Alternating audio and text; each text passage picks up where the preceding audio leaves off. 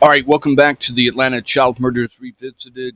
It is 26 October, and this is ATKID video number 8. And we're going to pick up at the ATKID studio owned by Michael Thieves. This is where my mom is working. And so just want to expand on a few things here. How this relates to the Atlanta child murders, okay, is at this studio. It's called, it opens up as Apogee Studio in 1972. And it's registered under Michael Thieves. And what he was trying to do is take all the money he was making from porn and not reporting it. And he was trying to launder it through music, buying music studios, um, music record labels, music distribution, film studios, film distribution rights, real estate, restaurants, other types of industries. He was using that money, investing it in there, and setting the value at whatever the music or movie he wanted to set it at, because that's what you can do. It's very liquid. Same thing with real estate. It depends on how much you value it. And he was using that to launder his money so he could use that money. It's no good to have $1 billion when you can't use it. You can't put it in a bank account because you have no legitimate means of saying, yeah, I got this money from this, I got this money from that. When he's doing this, now he has a legitimate source of income that he can use. Also, again, he's, like in that movie, The Godfather, that we saw in 1974. We're standing on the corner of the Fox, where the Fox Theater's at. I'm sure he was telling my mom, even though he was married, he was telling her, yeah, baby, it's all you and me. My wife and I are on the outs. I'm going legit. And I'm sure she's no fool. She knows he's involved in the porn industry. Yeah, I started off that. I got rich, and I found other things that I can do with the money. And so I'm going legit. Okay, so it's just like in The Godfather. Maybe even got the idea from The Godfather. I don't know. Um, that he's trying to convert everything to get out of the porn industry. Although the porn industry will always be his engine that drives all these other money losing schemes. He was losing money in the studios, he was losing money in the movie business, but it didn't matter because he had all this money coming in from the porn industry. Okay. And if he was really going to get out of the porn industry, if he really was going to go legit, he wouldn't have spent 10, 15 years with his lawyer, Ed Garland, and this other guy named Zell, fighting to overturn all of the pornography laws in the United States. When we think about the 1970s, we think about, at least I do, the golden age of porn, how it all started there. Okay. And, even this movie, what was that movie? Boogie Nights with Mark Wahlberg. That was set in the 80s, but it was kind of about this era. Okay. And all of that, everything, you know, behind the green door, Deep Throat. Remember, Deep Throat was that character in a porn movie, but also Deep Throat was the, um, what do you call it? The alias of the character right around this time, 1972, 1973, 1974, of the informant for Bob Woodward that brought down the Nixon presidency. Okay. That was Deep Throat. It turned out Deep Throat was Mark Felt, a disgruntled FBI agent who had been passed over by Hoover. And when Hoover dies, he's also passed over by Nixon and some outsiders brought in to be head of the FBI. So he was disgruntled with Nixon, and he knew where all the bodies were buried, and that's why he was talking with Bob Woodward. When that goes on, that is right at the same time my mom is working right here at the Apogee Theater. So the golden age of porn was created by Michael Thevis. Even from prison, when you can change the world and you're sitting in a prison cell, you're a very powerful, rich person.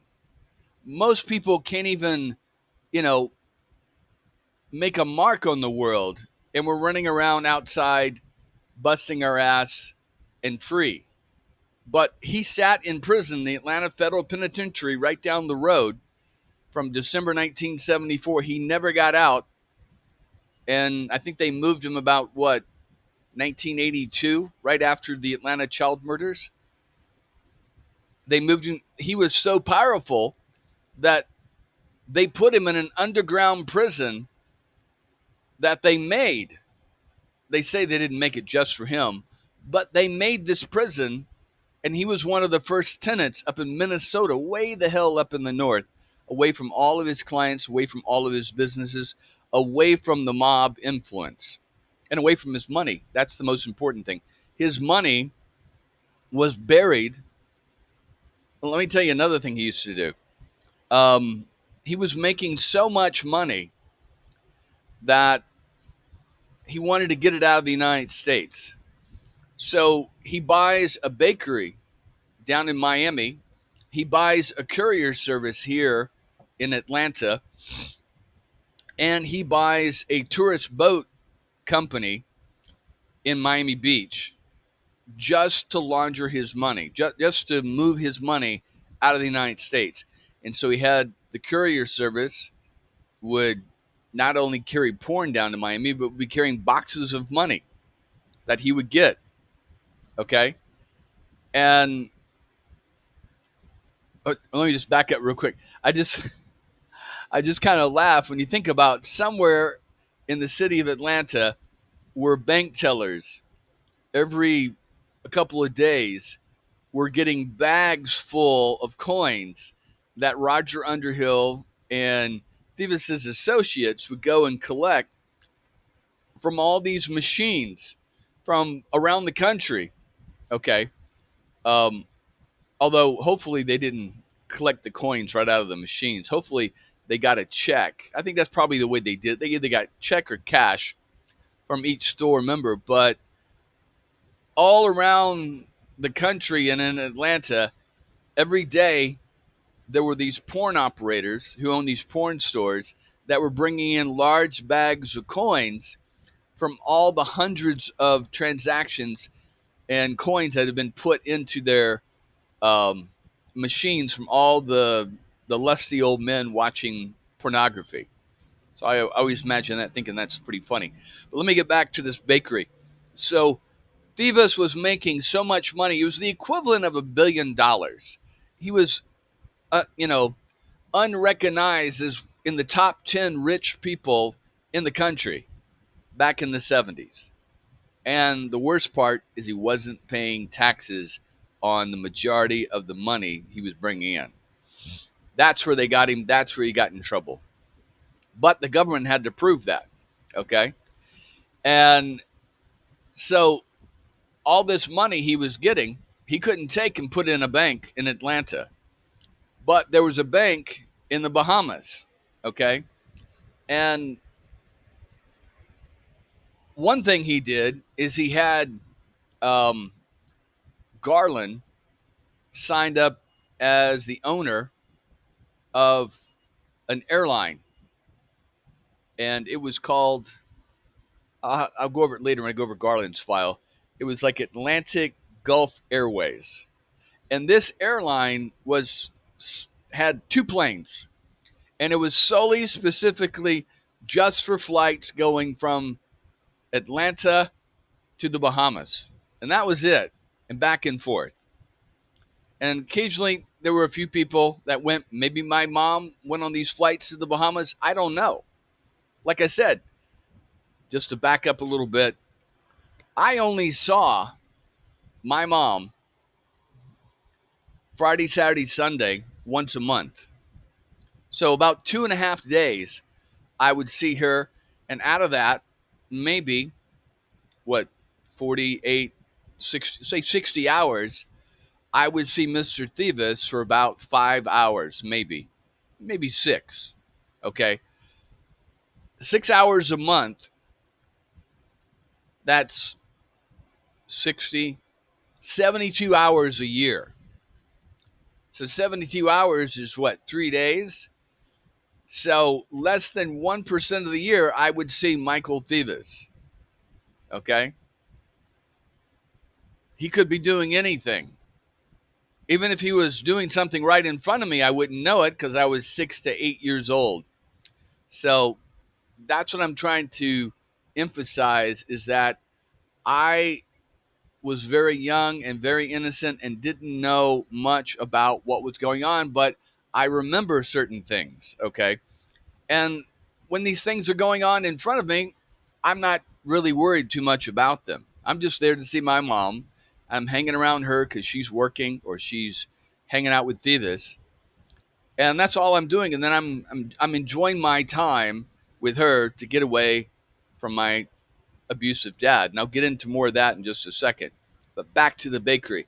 So Thieves would, I think something happened with the airlines. We couldn't do as many flights to send the money. So he bought this bakery in Miami and bought the courier service. And every week he would send down a truckload of money, a van load. And he bought this bakery because it had a press that would press out the dough. And so at night, when they weren't baking and pressing out the dough, he would take, his people would get the money, and then they would stack it, and then they would wrap it in plastic and have this bakery compressor take out the air and press it down to, like, 6 inch square, 6 inch thick, like rectangulars. They would take those and take them down to this boating company that during the day it was taking tourists on tours of Miami and Miami Bay and the Gulf and everything like that, or the Atlantic, whatever it is. And it was a legitimate business. It made money. But at night, they would put these things in that they compressed of money into the deck of the boats, and then they would head off to the Bahamas, which was, I don't know how long it takes to get to Miami, from Miami to the Bahamas, but on the map it doesn't look like it's very long, so maybe a few hours, 2 hours or 3 hours, something like that. Once there, he had another company that he owned that the guys, he paid them to offload it. They probably had no idea what they were offloading, and then they would take it to an office. They would cut open the money, put it in the bags, and take it to the Bank of the Bahamas. In the Bank of the Bahamas, another reason he was doing this too is to get away from the mob. Okay, he wasn't telling the mob, the Gambinos, exactly how much money he was getting, and they got a little pissed about this. And this is why they sent Roger Underhill and some other mobsters to Atlanta to keep a watch on him. But they can't read the meters. They're not doing all this stuff. Underhill was able to work his way into reading the meters, but even with that, he still didn't know about the other things that were going on. So the mob wanted more of the action.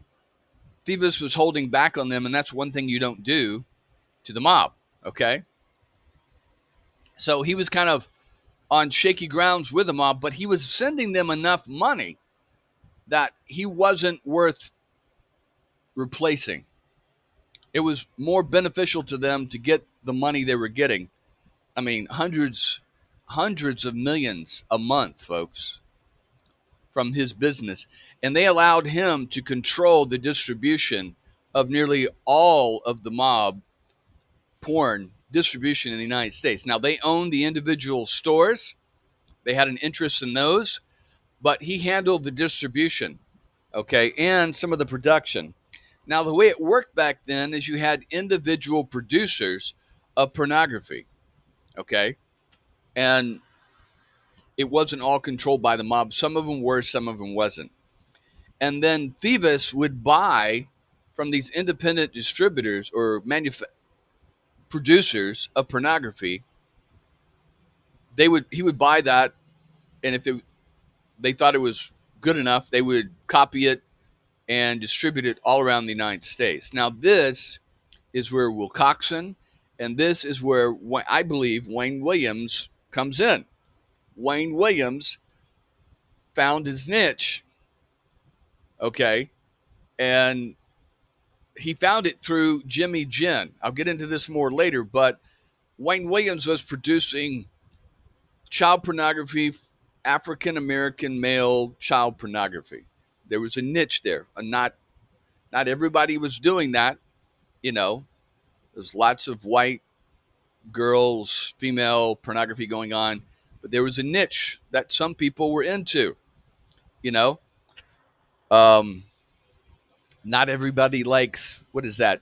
That French food with the snails, argras or whatever the hell that's called. It's disgusting. Okay, or sagus. You know, this looks like shit, cow shit, and you cook it. It's from Scotland. Not everybody likes that, but there's a niche of people that like that. Okay, not everybody likes all different types of wine and beer. I don't drink, so I have no idea about all that stuff. But there are certain people that like what Coors and um, I don't know, San Miguel, whatever other beer and wine that are out there. So there was a niche, a market for young African American male child pornography. It was illegal, but that's what the mob does. People understand. Once you understand what the mob does, it all makes sense. The mob, because things are illegal, things are expensive, things are dangerous, will get involved in all kinds of niches that no one else will take the risks for. They're afraid of going to jail. It's going to cost too much. It's immoral. It's illegal. They may get killed by other rivals. All these things. This is what the mob does. This is what it gets involved in. And the mob franchises out. A lot of people don't understand this, but you don't have, you know, the Godfather down there filming porn or selling drugs or running numbers. There's layers. So at the top, I'm going to go over the mob structure that I found out a little later, but you've got the mob boss, and then you've got his family underneath them, and they're going to eventually replace him, okay, once he dies and gets old and dies. And then you've got his working lieutenants. You've got legal counsel. Always have legal counsel to keep you out of trouble. And then you've got layering, okay?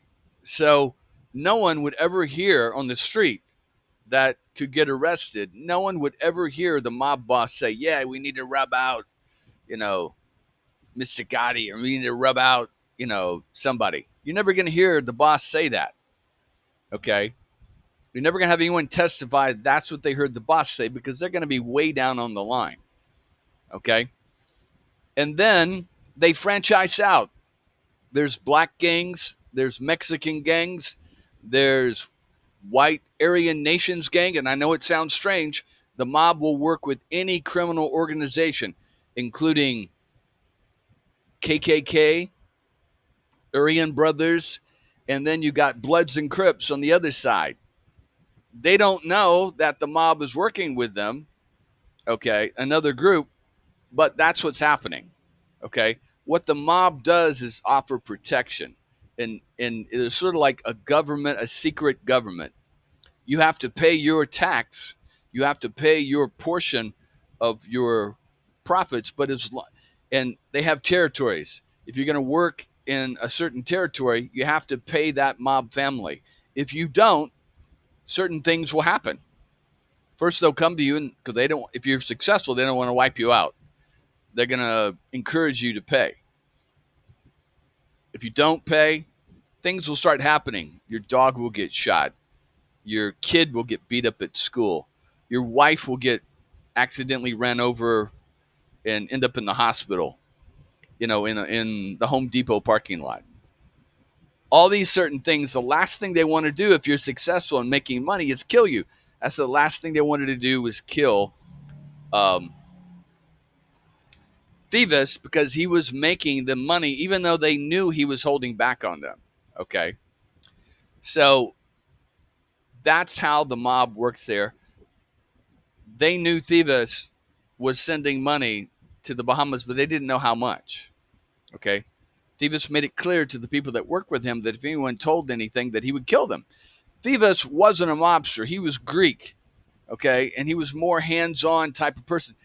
Thieves' family goes back to an area of southwestern Greece in Messenia, where they're descendants of the Spartans. Okay. So when the Romans took over, these Spartans, they went to the hills, and especially when the Turks took over, they became the bandits and the pirates. They had a long, long history of illegal activity, robbing people, stealing from people, piracy. I can't remember their names, but it's a certain group of people. And the Turks, even though the Turks officially controlled their area, they never controlled the area. Every time they'd send in an army, it would get wiped out. But they were isolated, so they couldn't form their own country. But they were remnants of the Spartans, and this is what Thieves' family is from, that area. Okay. And Thieves originally is from North Carolina. His parents lived there, and then he moved to Atlanta, I think, to go to college. He ended up going to Georgia Tech, and that's how he got into the porn business, because he ran a newsstand there. So let's see, where else am I going here? Okay, two more things about my mom and about how it connects to the Atlanta child murders and Wayne Williams. So with my mom, you got to wonder, because I remember my mom, and my mom, she wasn't religious, but she was a liberal, but very strict in morality. Okay. There's right, there's wrong. If she was alive today, she'd be out there protesting against Trump being a king and all this kinds of stuff. She hated people like that. She hated powerful men that abused their power, and she never would put up with stuff like that. When I and and in the marriage between my mom and my dad, she wore the pants. I'll just tell you. She told my dad where to go, what he was going to wear, what time we were leaving. Here's your money. He got paid, and then he cashed it, and then she held on to it. She always had the money. We went out to eat, she paid. Wherever we went, she had the money. Okay? So my mom was very much in control. Now, whether this has anything to do with Thieves or just that's the way she always was, I don't know. So the question it runs around in my mind is, why the hell would my mom hang out with this porn king, this rich criminal who obviously had mob connections, against everything that she knew? And why would Thieves have anything to do with my mom? Okay. Well, first of all, my mom was a very good looking woman, beautiful blonde. She had a magnet personality. No one in a room could escape my mom's attention. It was impossible. Nobody. If you were in a room with my mom, she was the central figure. I don't care if fucking the president or the mayor or the governor was in the room and the event was for them. She took over. She was a dominant personality. Okay. Also, she's very beautiful. So, and then she was working right there at Colony Square. I'm sure she got to know Eugene. I don't know if she dated Eugene or whatever happened there, but through Eugene Smith, Thieves' attorney, that's how Thieves and my mom hooked up. And I'm sure Thebes was like, "Oh my God, you're so beautiful. Why are you working as a security guard? Here, come away from this and come work with me." And then after a while, I'm sure over 2 years, she figured out what was going on. Oh yeah, I'm married, but we're on the outs. We're living separately.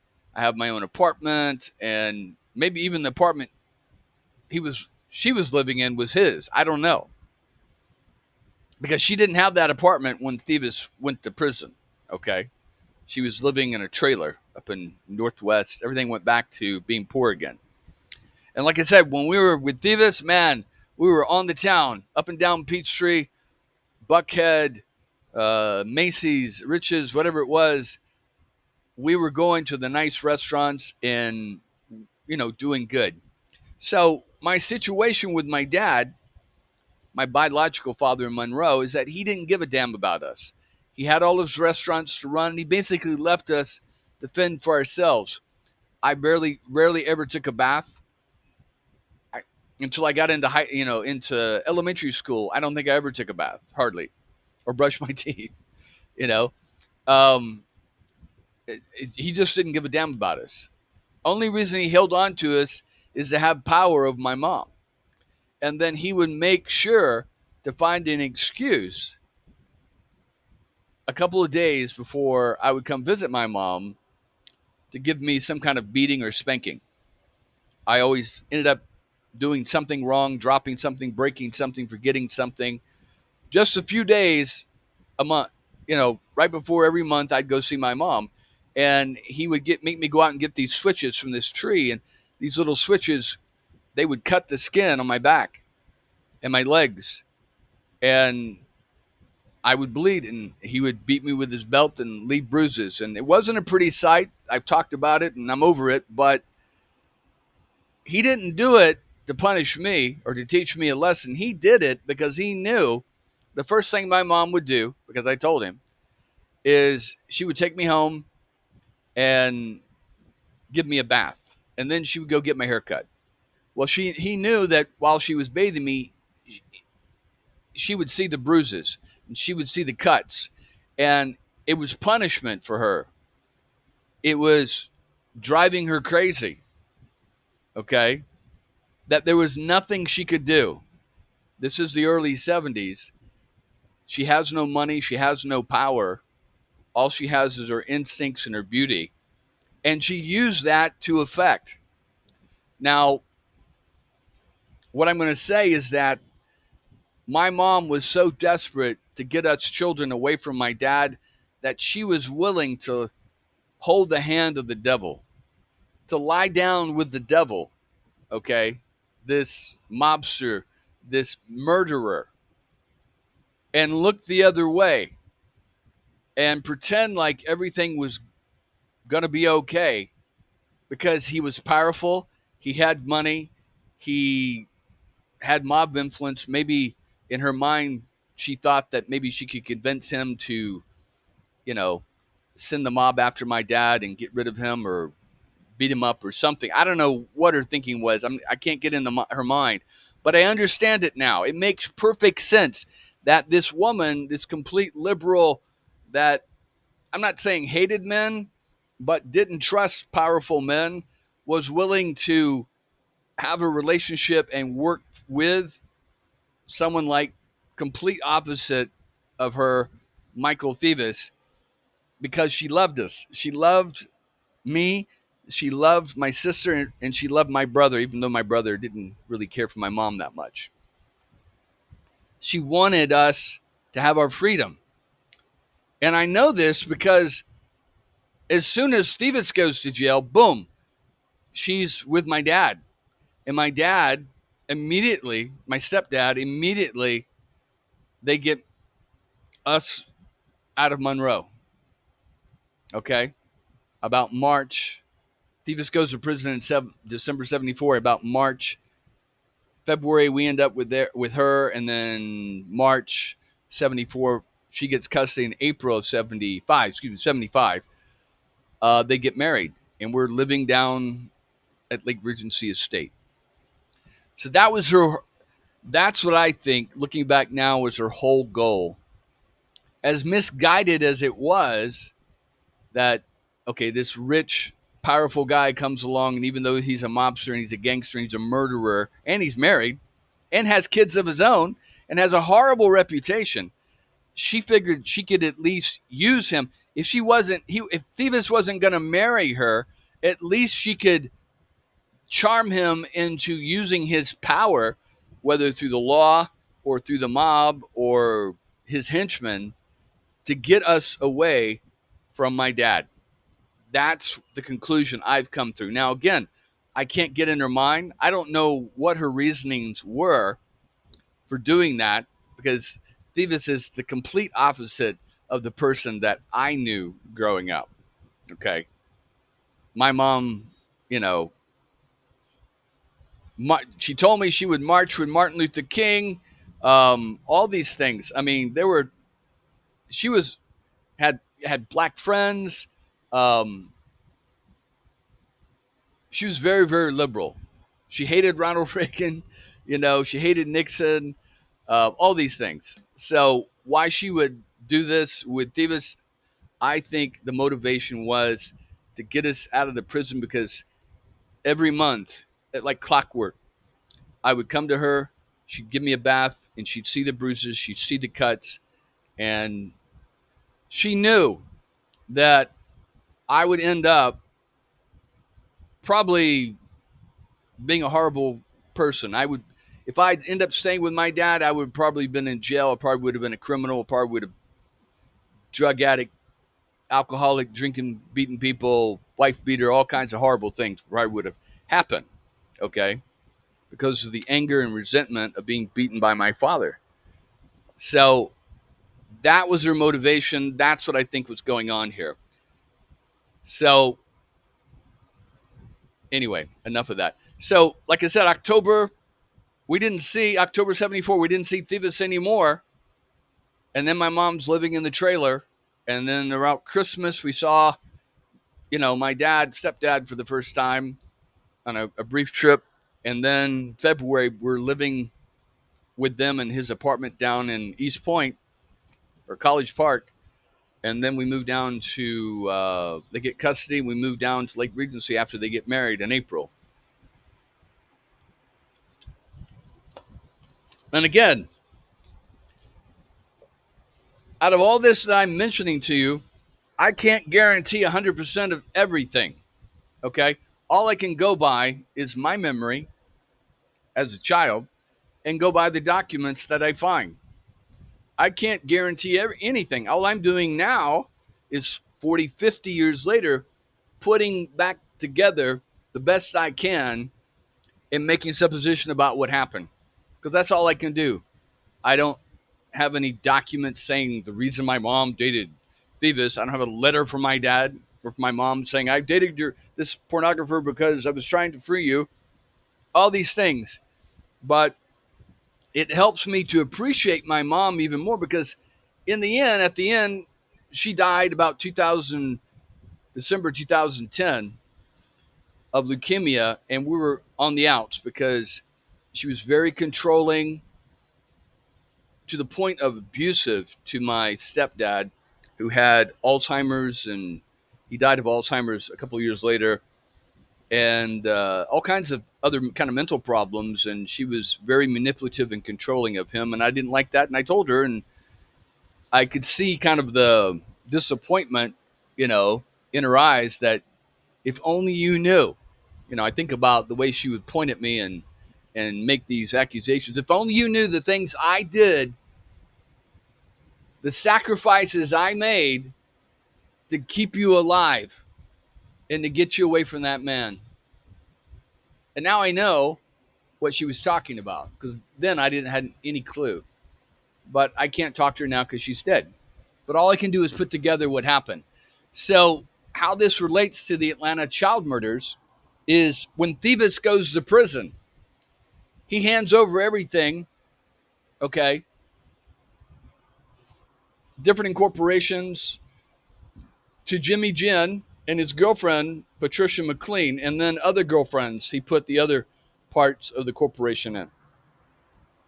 But Jimmy Ginn got the vast majority of the music studios, The music record labels, the management groups, the movie production, and then of course the pornography. And it was called Gin Music. Now Jimmy Gin, for a long time I didn't know who Jimmy Gin was.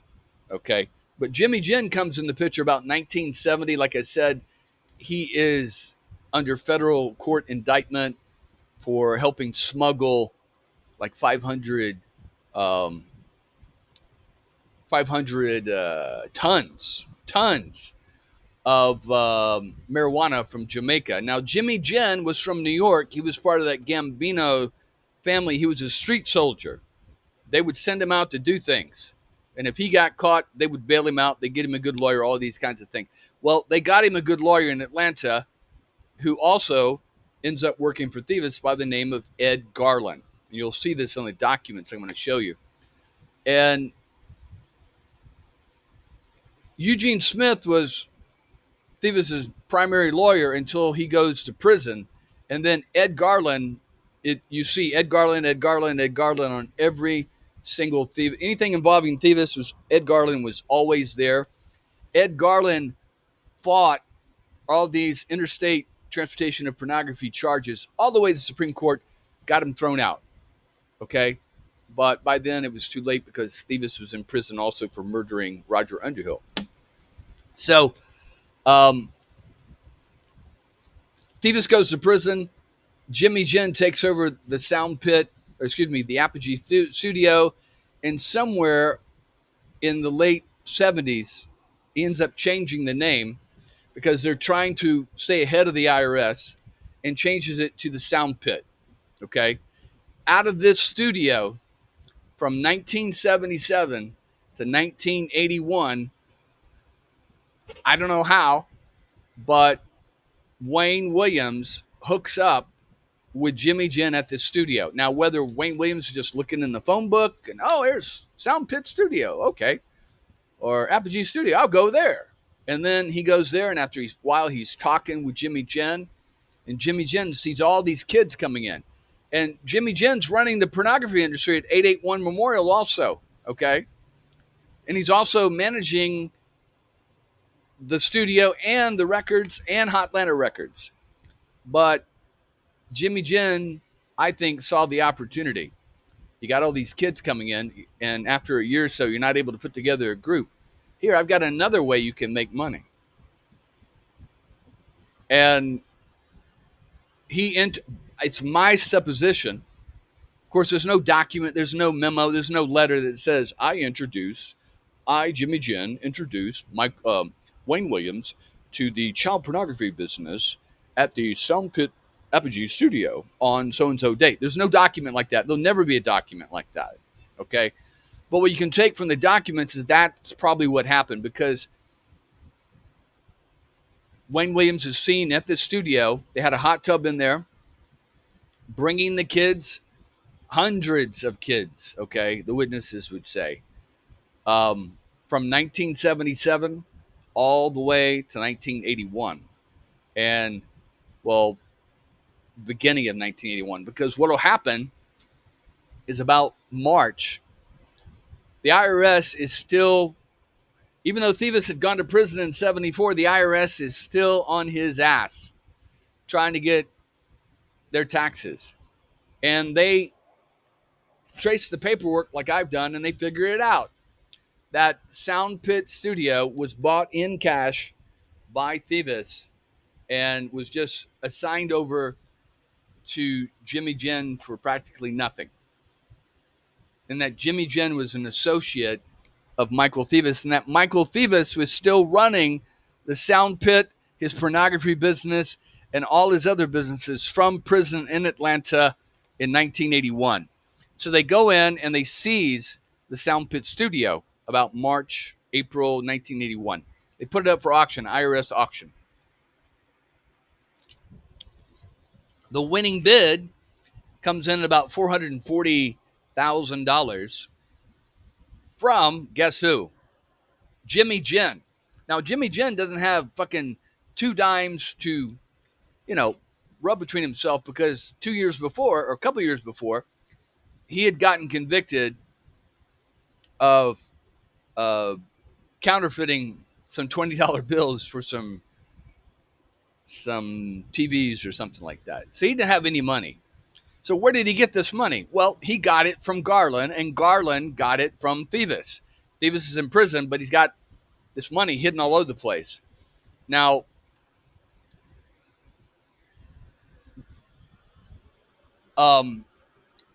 Jimmy Ginn gets the winning bid, but he can't get the money in time because some of the money is inside the sound pit, buried inside the walls. And so he tried to get the IRS to let him in to do a tour, he says, for investors. So they were going to go in and remove the money, but that didn't happen. And so the IRS said, nope, you lost the bid, and he gave it to this guy named Ron Kinder. Well, Jimmy Ginn didn't like that. So what happens is literally a week or so before Wayne Williams gets caught in May, the sound pit is broken into. Somebody broke into the sound pit. They dug into the walls. They dug into the floors. They stole some tapes, and they trashed the place. Okay? And I think they were looking for the money. I think there was some money. That's why Thieves gave him the money. That's why Thieves wanted him to put in the money to bid there. Because if you're putting in $400,000 for a studio that you already own, there's got to be money inside that studio, probably 4 million, 5 million in the walls, somewhere in there that hasn't been accounted for. Okay. So that's what I think what the desperation was. And so Jimmy Ginn sues the IRS in court, and guess who his attorney is? Eugene Smith. Now, Eugene Smith has no association with Jimmy Ginn, only Michael Thieves. So this is what happens is that they tell Jimmy Ginn, go to Eugene Smith, and he'll handle the case for you. Okay? The judge throws the case out because the contract said clearly you had to have the money on a certain date. And then in about October of 1981, you see Jimmy Ginn incorporate the Sound Pit studio, music, and movies. And he incorporates that at, guess where? 881 Memorial. So he just took the name and he moved everything over to where they had the primary studios there. And of course, we all know that Wayne gets arrested in May or June and stuff like that. So that is the Sound Pit, and that's what's going on there. Very, very important place. Again, if you want to see this, you've got to go over to the Coca-Cola Museum, almost onto the park, almost onto the sidewalk, and then look backwards, and then you won't see the studio, but you'll see the empty parking lot where it used to be. All right, so let's go to the next location. There's a couple of different locations I want to take you to downtown, and then we'll move to Buckhead, and then after that, we'll move into the murders of each individual. Now, let's see here. Hold on one second. Okay.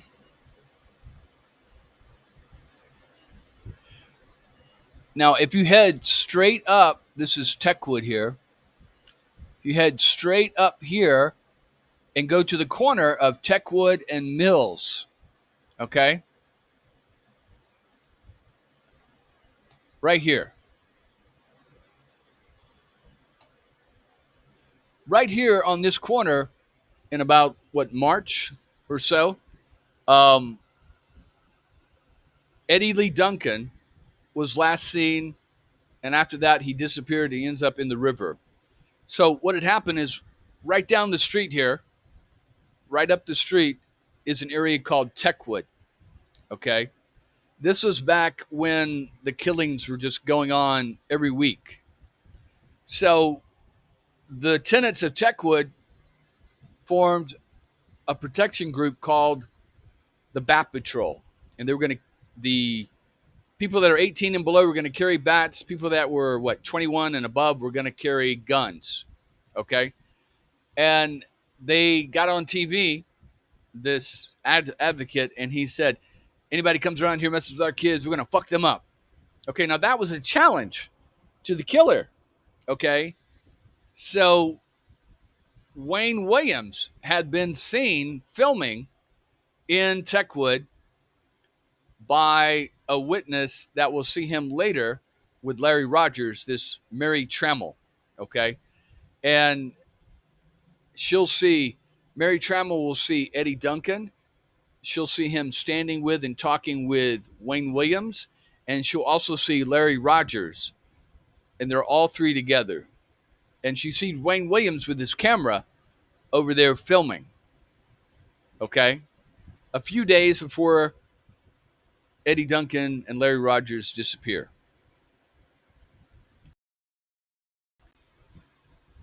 Larry Rogers was last seen on the corner here. There was a game room down here somewhere. He was seen here. Okay. What people didn't know at the time is that just a block away in this building right here is another Thieves company. Now, I think nowadays it's the Salvation Army. It's like a homeless shelter. But back in the day, on the left side, and there was an office on the left. There's an office on the right. I think on the right was James Management. Okay, it used to be under some name that Thieves gave it, but then when Thieves went to jail, they changed it to James Management. Out of that, right there, actually, let me do the other one. Over here was Silver Thieves, and it had something to do with music and distribution of tapes and stuff like that. But over here was James Management, and of course, there's Jimmy Jen, and there's so he names it James Management. He changes the name to his name. And what James Management is the management company for the live talent that's left over from the Thieves era. Okay, so Thieves, not only did he own studios and movie studios and stuff like that, but he had a few, and he had record labels. He had a few people, a few groups that he managed that would tour around the country. Now, by 1981, there wasn't that many. I think there was like 10 back in the early 70s, and by 1981, there's like two or three. Okay, but in there's a lady that's she's calling hotels, she's calling movie theater, she's calling venues, and she's setting dates for these different groups and setting up transportation and lodging and places for them to stay as they tour around. Okay, and that's James Management. They're also looking supposedly for new talent um, that they can sign up to James Management and possibly get a record deal. Okay, so right here is through Jimmy Jen and James Management is where Wayne Williams picks up his idea for Nova Entertainment. Okay, when you hear him talk about Nova Entertainment, he gives like a long explanation. I think he does an interview when he brings the media in and he passes out his resume and he tells them about Nova Entertainment.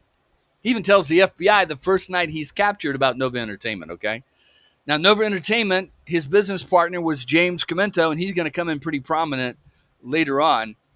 But Nova Entertainment is just a copy, a shell copy of James Management. So when you hear Wayne Williams in his interview with the media talking about Nova Entertainment, he's just copied word for word what James Management is doing. He's got that from Jimmy Jen. Okay, he's saying, "Oh, we're looking for a new talent, and we take them and brush them up and try to make them into the new Jackson 5." He kind of twisted that part, but essentially the legend for Nova Entertainment is from James Management. And then I'm gonna later on up in Buckhead, I'm gonna take you across this other group that was formed in the 80s called Nova Entertainment. And it was formed by a French Canadian named Gayton. And he's the guy who started the Limelight and was extensively involved there in Buckhead. But I'll get into that later. But that's where Wayne Williams got his idea. Okay. So this is why I think that it was Jimmy Ginn that was, if not managing or running the murders, was giving Wayne Williams the ideas. Now, I don't know if Jimmy Ginn was telling Wayne, hey, go get another kid and bring him here and we're going to film them. And then I want you to kill him, do a snuff film or whatever. I don't know if that was just Wayne Williams' idea or if that was Jimmy Ginn's idea and Wayne Williams was an employee. So if you look at it, Wayne, for all he's doing and all the money he's spending, he's got more money going out than coming in. Okay? He's spending $500 a month at the Sound Pit, at the studio in Shadowlawn, down in Hotlanta Records. Each place he's spending $500 a month. Okay? Each place, that's $1,500 a month. He's got no record deals. He's got no music group. He's got no money coming in. Where is he getting this money? And what is the purpose of all this enterprise? To put out flyers, to have a phone number for people to call, to run around and interview all these kids at home, to bring them to the studio. Why is he bringing them to the studio? Okay, because he's putting them on tape. They're passing those tapes around. They're passing the pictures around to clients to figure out, okay, we want to see more of this one. We want to see more of that one. That's my supposition. So, again, you have to wonder, what is the whole purpose of all this industry when you're making almost $0? Okay?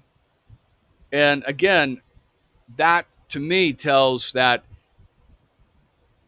Wayne is running his section of the business, but he's not running the entire business. Okay? It's like you got a warehouse, a lumber yard, and you got a guy who's in control of the back warehouse part, and he's got employees under him. And then you've got the head manager of the whole warehouse. Okay? Now, that guy that runs his section of the lumber yard, he may be pretty strict and got his crew all underneath him working hard. And he may put the fear of God in them, but he's not the boss. Okay? There's a guy who owns the entire thing and running the entire thing. And there's a manager who's running it, and then there's an owner. The manager who's running that warehouse is is Jimmy Ginn. The owner who owns everything and pays the bills is Michael Thevis.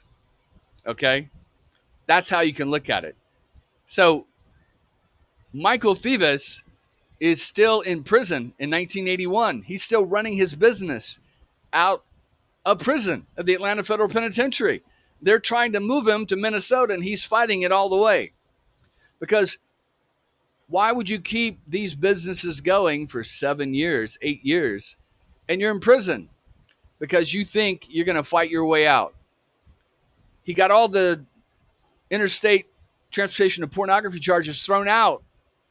The reason we had the golden age of pornography of the 1970s is because of Michael Thevis and his $1 billion and his attorney, Ed Garland. That's why we look at the golden age of pornography from the 1970s. You got Boogie Nights. You can thank Michael Thevis. Okay? Behind the Green Door. Marilyn Chambers. Trying to think of all these other, Deep Throat. That's all thanks to Michael Thevis. And he did it from jail, folks. Well, first he did it when he was with my mom, 72 to 74, and then he did it from prison. And the reason, you got to wonder, why would you care about spending billions of dollars to get all these pornography laws overturned? That's not going to really help you that much get out of prison on murder charges. But eventually he thought he could beat the system. Okay? That's why he's spending all this money. So his manager on the outside of the pornography and his music, because the pornography business is kind of up and down. Okay.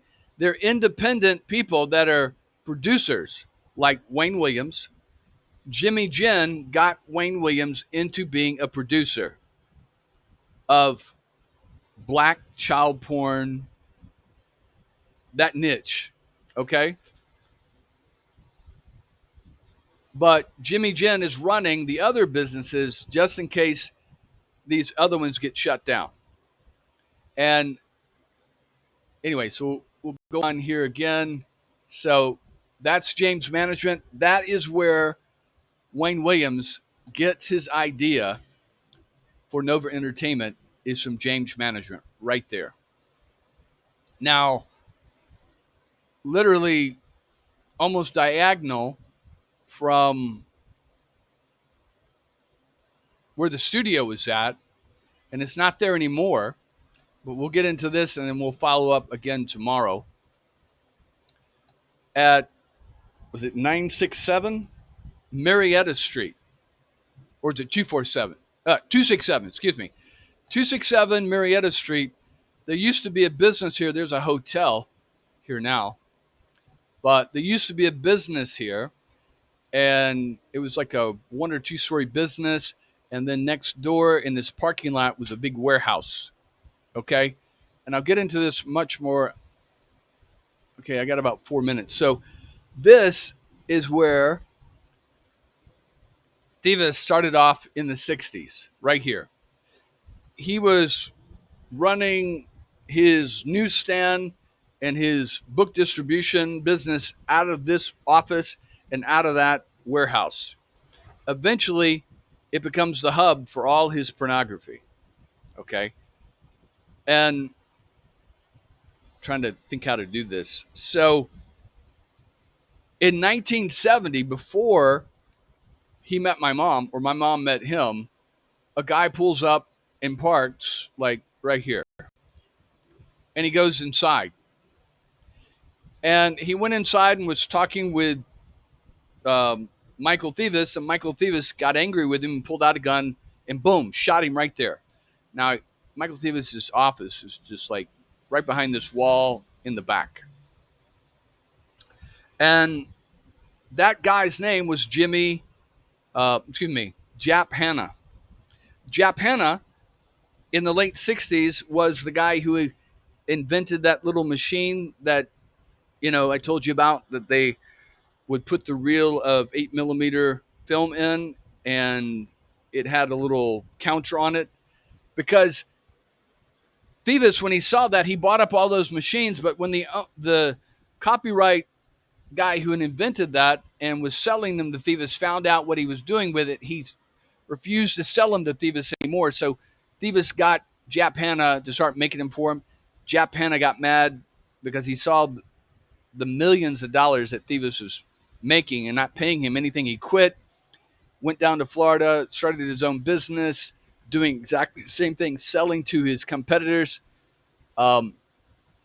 He came to Atlanta. Thieves invited him in for a discussion. Jap Hanna went in innocently thinking that Thieves was going to rehire him and pay him more. He didn't know that Thieves was going to shoot him. So he sat down in the chair, and I sat in that chair 2 years later, and Thieves shot him. And Thieves shot him in the chest, and he's like, "Oh, no, don't. Thieves, what are you doing? Get me to the hospital. I won't say anything to anybody." And Thieves comes over and shoots him in the head. Eventually, he puts him in the trunk of the car. His car is parked there, so he brings his car around inside, puts the body in the car, but he accidentally left the keys in the trunk. So that's when he called Roger Underhill. Roger Underhill comes and pops the trunk and gets, they get the body. They take the gun, they throw it in the river, and they take the body and leave it in the trunk and put the car down by the Atlanta Hartsfield International Airport. All right, so we'll continue, and from Thieves' headquarters, and we'll just keep going site by site, and I'll show you what happened.